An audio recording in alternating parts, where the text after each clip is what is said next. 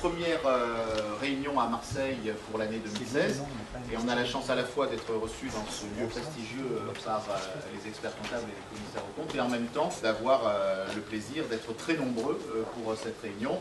Les sujets d'aujourd'hui qui nous permettent d'être réunis ici avec l'ordre des experts comptables et avec les commissaires aux comptes sont des sujets évidemment d'une actualité brûlante concernant le plan de sauvegarde, si l'on peut dire, ou le plan d'urgence pour l'emploi, concernant également la création d'entreprises, et concernant des projets qui sont propres aux commissaires aux comptes et aux experts comptables, et notamment dans notre région. Donc je sais qu'il y a plusieurs interventions qui sont prévues. Je vais vous demander, monsieur, d'être très concis sur ces interventions pour qu'après on puisse avoir, comme d'habitude, la possibilité de bien débattre.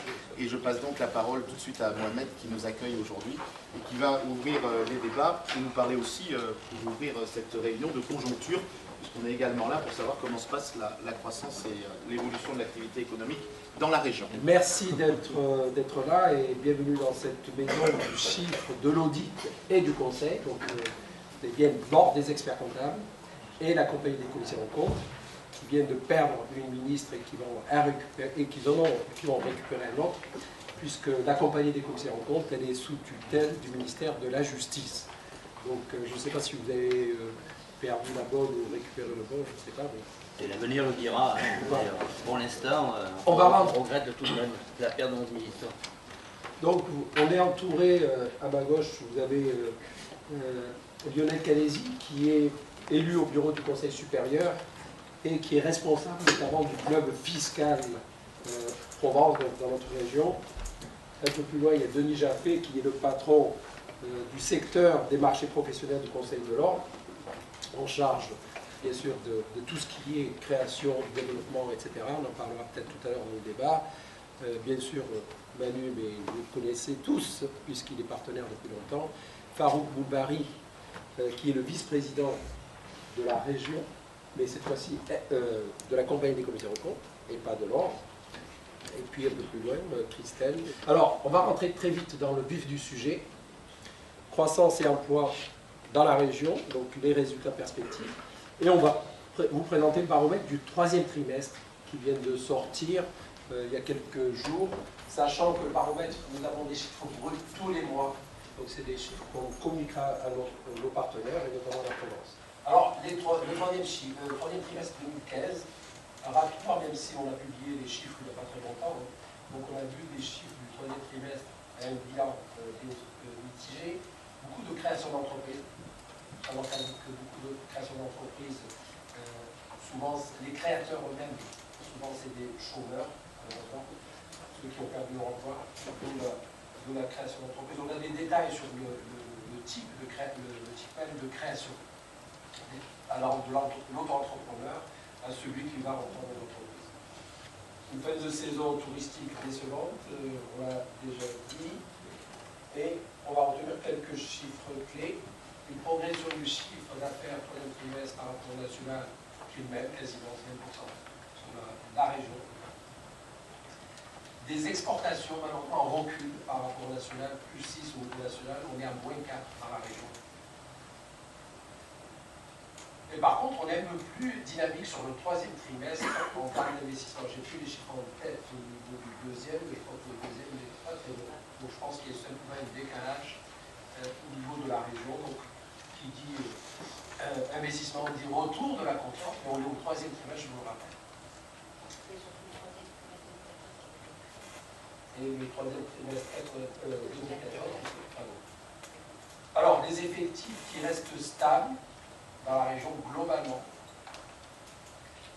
avec des variations en fonction de la taille d'entreprise. Dans la PME, il y a eu de l'embauche, par contre, il y a eu une destruction d'emplois dans la TPE. Par grand secteur, donc on voit que le chiffre d'affaires voilà. L'économie résidentielle termine voilà. 50%, par exemple, 50% de l'emploi dans la région concerne l'économie résidentielle, c'est-à-dire ce qui est créé au niveau du territoire. Comment c'est un peu parce qu'il y a des cours qui changent. On ne voit pas les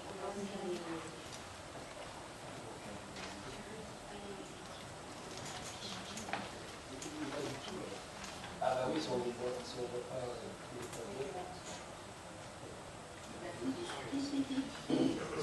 Si on regarde par département, on voit qu'en plus on est au nord de la région, plus il y a du recul du chiffre d'affaires. On arrive à maintenir un petit peu au sud, mais on est sur le 3e trimestre. Donc le tourisme tire toujours un peu plus sur les Alpes-Maritimes, le Var. Voilà, donc rapidement le baromètre, vous allez avoir tous les chiffres sur le site, commentés bien évidemment. Le baromètre, on le construit et les analyses sont faites par Bouzou, l'économiste, qu'on retrouvera le prochain trimestre et qu'on retrouvera notamment lors de notre congrès régional. Alors les experts comptables qui se mobilisent pour la croissance et qu'on a la chance d'avoir un représentant du Conseil supérieur, il va nous rappeler ce qui a été fait, ce qui a été proposé à la ministre du Travail par le Conseil supérieur, mais rappeler aussi ce qui avait été proposé à Macron en matière fiscale. Lionel. Merci Mohamed, bonjour à tous. Donc 2015, ça a été pour l'ordre des experts comptables une année où on a décidé de mettre en avant la croissance et de se mobiliser pour la croissance. Au congrès de Lyon, Emmanuel Macron lançait à la tribune « J'ai besoin de vous pour avoir des idées pratiques, concrètes, pour redresser l'économie et je vous demande de me les faire remonter ». Au niveau du Conseil supérieur de l'ordre, on a dit chiche. Donc on a lancé une grande consultation auprès de la profession, qu'on a baptisée Eureka. Il y a eu 5000 experts comptables qui ont répondu. Et donc on a fait des propositions concrètes, les propositions des experts comptables, qui je vous le rappelle sont des chefs d'entreprise au service des chefs d'entreprise, donc nous accompagnons au quotidien. Et nous avons fait donc des propositions pour aider la croissance des entreprises. Donc quelles sont ces propositions? Donc la première proposition, c'est assurer la transition numérique. On se rend compte aujourd'hui que chaque administration a son portail avec ses documents et les chefs d'entreprise sont obligés d'aller chercher dans tous les sens pour récupérer les documents, les attestations, etc. Donc la proposition que nous faisons, c'est que chaque entreprise ait son coffre-fort numérique, son compte numérique sur lequel tout sera déposé, sur lequel les administrations et les entreprises pourront aller chercher les informations.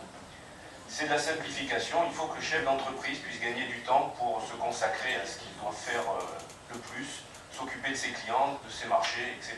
Et plus perdre du temps dans l'administratif. La deuxième proposition, c'est renforcer l'attractivité de la France.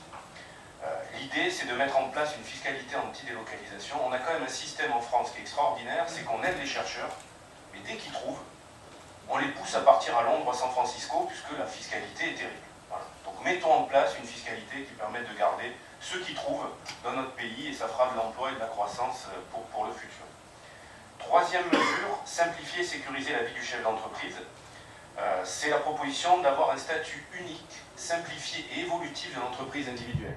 Aujourd'hui, on a des statuts juridiques, fiscaux, sociaux assez complexes, donc on voudrait quelque chose de beaucoup plus simple pour l'entreprise qui puisse évoluer dans le temps avec l'évolution de sa structure. La quatrième proposition, c'est améliorer la trésorerie de l'entreprise, mais c'est aussi une proposition un peu folle qui serait de supprimer la TVA entre entreprises.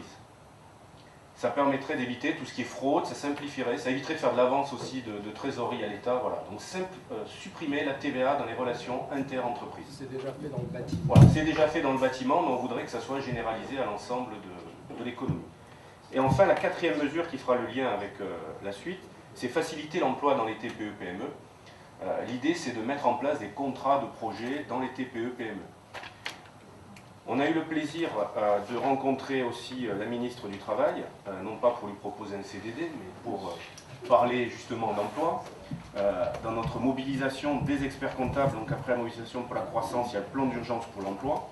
Donc on a fait des propositions. Alors la première proposition qui peut être un peu choc, ça serait de prendre notre code du travail et de le mettre dans le Vieux-Port. Tu n'as pas fait ça. Voilà. Mais franchement, aujourd'hui, le principal frein à l'emploi et à la croissance, c'est le code du travail. Surtout dans les TPE-PME. On n'est plus au temps de Zola et de Germinal. Les relations employeurs-salariés sont des relations saines. Dans les TPE-PME, on n'est pas dans le CAC 40 qui peuvent d'un trait de plume licencier du monde. Les salariés des TPE-PME, c'est notre capital humain. On en a besoin et donc voilà, on voudrait avoir de la flexibilité, mais aussi pour les salariés de la sécurité. Il faut qu'on arrive à remettre tout le monde au travail. Donc c'est pour ça que nous avons fait des propositions là-dessus. Par exemple, on entend parler de simplifier le bulletin de paye, Mais aujourd'hui, on a le bulletin de paye qui tient sur une page pour une seule raison, c'est qu'on a des polices bientôt 3 ou 4, et bientôt il va falloir une loupe pour lire toutes les lignes. Donc simplifier le bulletin de salaire, c'est avant tout simplifier le code du travail, puisque le bulletin de salaire n'est que la résultante du code du travail et de l'application de toutes les conventions collectives. Donc on voudrait aussi adapter le contrat de travail à la réalité des besoins de l'entreprise, donc toujours pareil, flexibilité, sécurité. Et on voudrait, au niveau de la DSN, que les choses soient simplifiées, parce qu'aujourd'hui, c'est une usine à gaz, cette fameuse déclaration sociale nominative qui devait rentrer en vigueur au 1er janvier, qui est repoussée pour l'instant. Mais voilà, c'est encore de la complexité pour les entreprises. Et nous, ce qu'on souhaite, c'est que les entreprises aient une simplification pour justement travailler sur la croissance et sur l'emploi. Voilà.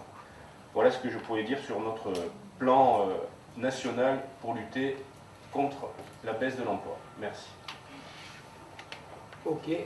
Une opération aussi nationale, mais qui vient renforcer ce qu'on fait en matière de création dans la région, avec Céline et Denis, c'est Business Story. Business Story, qui est une plateforme qui est mise à la disposition et de la profession et des porteurs de projets. Alors le principe, il est simple, c'est 3 rendez-vous qui sont offerts par des experts comptables volontaires. On n'oblige pas l'expert comptable effectivement à aller dans le processus, mais on va les encourager tous les jours. Donc dès le premier jour, on a eu 30 à 40 inscrits dès le premier jour, en tout cas sur la région. Donc il y a des rendez-vous qui sont non limités dans la durée et dans le temps, et qui sont là pour proposer de vraies prestations aux porteurs de projets, avec une vraie lettre de mission qui va engager l'expert comptable. Il y a une plateforme, donc informatique, qui a demandé aussi pas mal d'investissements. Comment ça marche? Tout le monde se connecte tout simplement sur le site Business Story, aussi bien l'expert comptable que le porteur de projet. Et le porteur de projet va sélectionner un expert comptable, bien évidemment, on va dire de proximité, autant que possible. Mais il peut, pourquoi pas, aller chercher un expert comptable dans d'autres régions. Mais on va faire en sorte que ça soit quand même localisé. Voilà à peu près comment ça marche. Donc il y a une prise de contact immédiate sous 8 jours. Donc on s'engage à ce que le porteur de projet s'engage à prendre contact avec l'expert comptable sous 8 jours. Bien évidemment, l'expert comptable aussi s'engage à le recevoir avec une signature de lettre à la clé.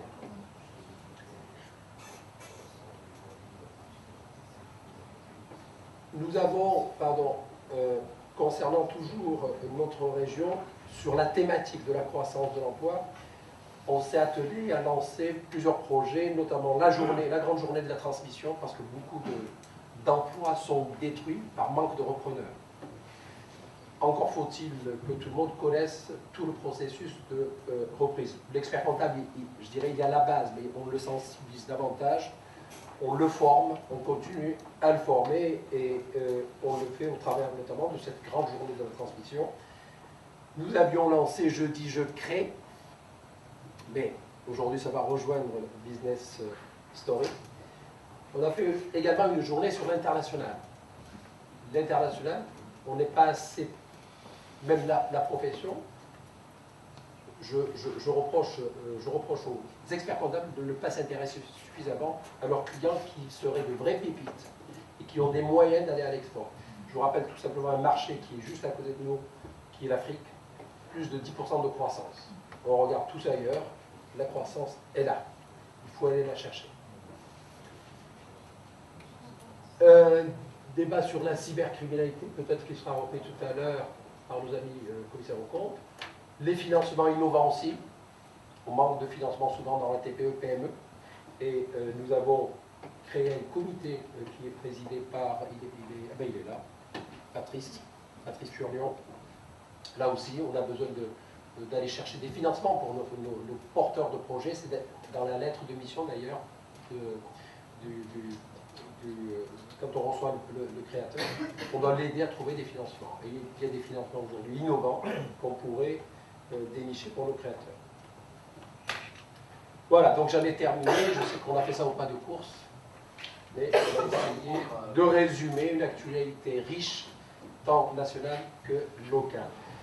Rapidement, les commissaires aux comptes aussi sur la réforme. Oui, alors, avant de parler de la réforme, si vous voulez, d'abord les commissaires aux comptes, vous voyez qu'on a tendance à nous confondre.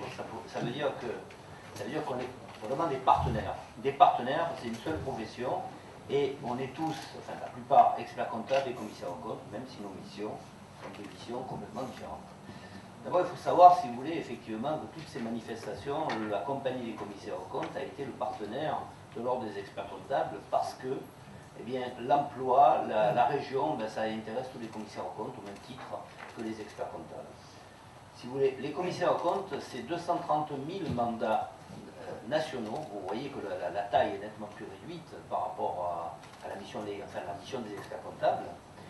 Et le rôle des commissaires aux comptes, c'est un rôle complémentaire des experts comptables. Qu'on se comprenne bien, c'est un rôle qui consiste à sécuriser, je dirais, les finances, l'image des finances de l'entreprise.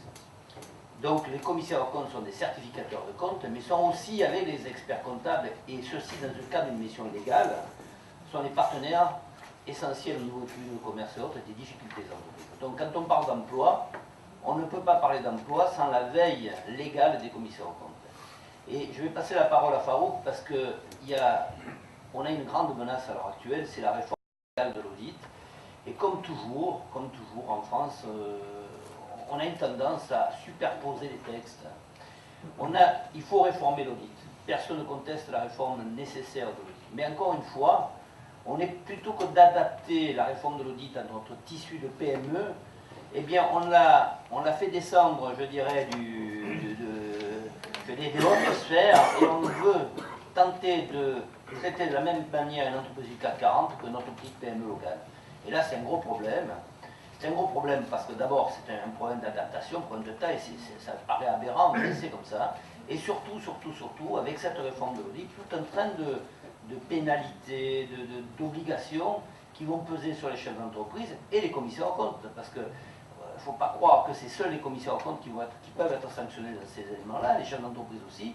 Et là, franchement, on veut dire, au niveau de la compagnie régionale et des diverses compagnies régionales, nous avons fait d'énormes des débats, des propositions qui malheureusement, alors on va voir avec la démission d'Antobira, puisque comme disait Mohamed, nous dépendons du ministère donc, de la justice et non pas de l'économie, ne semble pas avoir tout été entendu.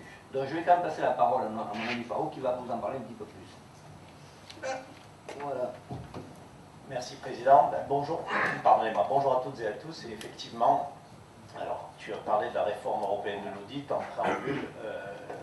Je voudrais rappeler d'où vient cette réforme européenne. C'est dans le cadre d'une harmonisation de la pratique de l'audit dans les pays européens, donc bien évidemment. On a tendance effectivement, d'abord, premier point, à prendre au niveau des textes français les choses au dernier moment, ce qui a été le cas pour la plupart des réformes, et en l'occurrence en ce qui nous touche à nous, pour la réforme européenne de l'audit. Donc travailler dans l'urgence, ce n'est jamais bon. Ça, c'est le premier point que je voulais soulever. Second point, cette réforme européenne de l'audit, elle est en cours de négociation et de discussion avec les services de la chancellerie. Je vous avoue que là, je suis très inquiet, puisque hier, j'étais à Paris au niveau de la compagnie nationale et on a bien évidemment appris la démission de Christiane Taubira, qui est notre ministre de tutelle. Et aujourd'hui, tout le travail de lobbying qui avait été fait par les services de la compagnie nationale et des compagnies régionales parallèlement, et d'explication doit être refait. Nous avons déjà transmis au service de la chancellerie des propositions de rectification et de transposition. Alors, ce qu'il faut savoir, c'est que dans cette réforme européenne de l'audit, on nous demande simplement d'appliquer les textes qui ont été rédigés par Bruxelles de manière à avoir un audit qui soit conforme à la pratique en Europe. Qu'est-ce qui se passe au niveau français? On a toujours cette tendance à vouloir surtransposer les textes, au lieu de les appliquer tels qu'ils sont définis par la Commission européenne. Ce que font intelligemment les pays anglo-saxons, au demeurant.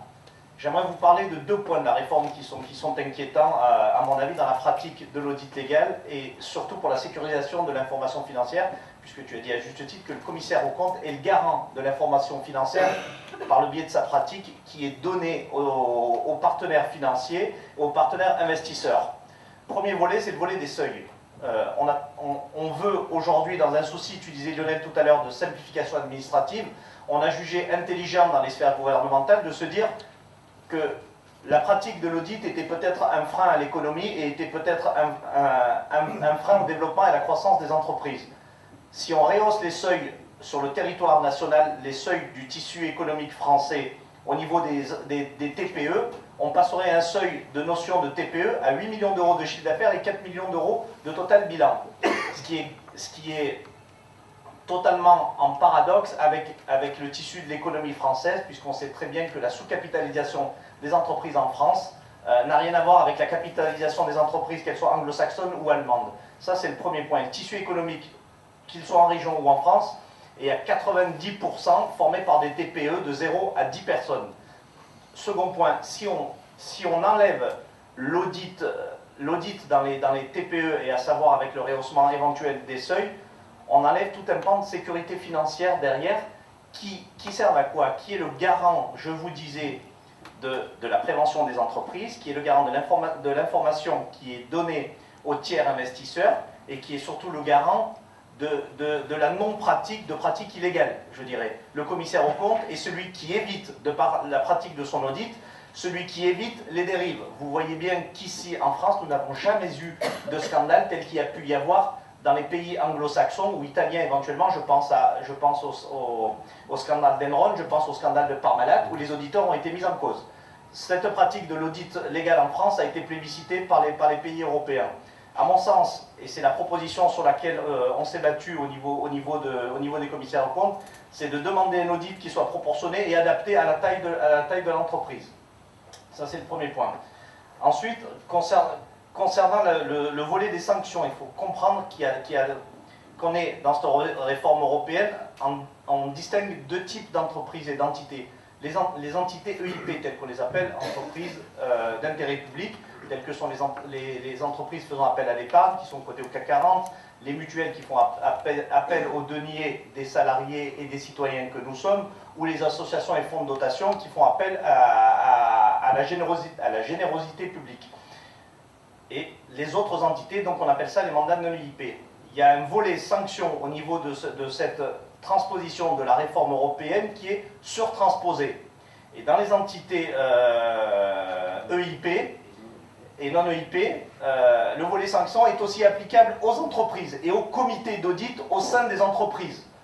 Il faut quand même avoir ça à l'esprit, on n'en parle pas trop, mais néanmoins ce volet sanction sera applicable en cas de problème ou en cas de scandale financier aux comités d'audit et aux présidents de comités d'audit. Donc la transposition, elle est surtransposée, elle n'est pas obligatoire, néanmoins on s'acharne à vouloir surtransposer, pardonnez-moi. Ensuite, concernant l'information financière, et je sors un peu de la sécurisation de l'information financière, je sors un peu de la transposition de la réforme européenne de l'audit, et je voudrais parler de cybercriminalité aujourd'hui. Manuel, tu m'as lancé la perche tout à l'heure. On voit très bien que l'économie actuelle, elle change complètement, et que les modes opératoires des criminels ont totalement changé. Aujourd'hui, il est beaucoup moins risqué de détourner de l'argent sur un compte bancaire ou faire des opérations frauduleuses sur le net que de vendre de la drogue ou des armes. Et ça, les bandits et les criminels ont très bien compris. On assiste de plus en plus à des pratiques cybercriminelles qui sont très bien organisées. Et nous, en tant qu'auditeurs, on se doit, et dans notre rôle de vigilance et de mission permanente auprès des entités, on se doit d'attirer l'attention des dirigeants et des chefs d'entreprise sur la sécurisation de leur environnement informatique et de leur système d'information. Ça fait partie intégrante de notre mission et de vérification du contrôle interne et de traitement des flux. En ce sens, on a fait un dîner-débat au mois de novembre sur la cybercriminalité. Mohamed, tu l'as rappelé tout à l'heure, où nous avons eu donc les autorités judiciaires, le monde de l'entreprise, les tribunaux, le parquet, la gendarmerie, enfin, je passe l'Association française des banques, et nous avons nourri une réflexion avec le président Ibanez, c'est de créer un observatoire qui va traiter de la vigilance en matière de cybercriminalité.